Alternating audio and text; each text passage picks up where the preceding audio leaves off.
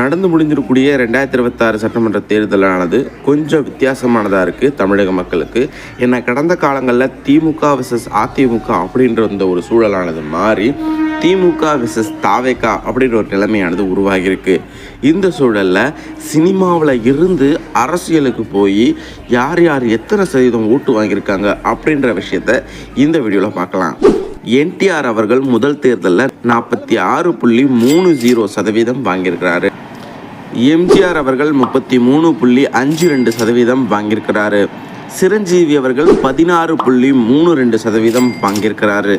விஜயகாந்த் அவர்கள் 8.38% வாங்கியிருக்கிறாரு.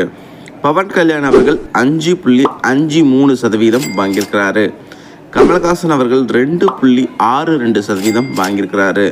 இதில் விஜய் அவர்கள் எத்தனை ஓட்டு சதவீதம் வாங்குவார் அப்படின்ற விவரமானது மே மாதம் 4ஆம் தேதி 2026 அந்த நாளுக்கு தெரிய வரும்.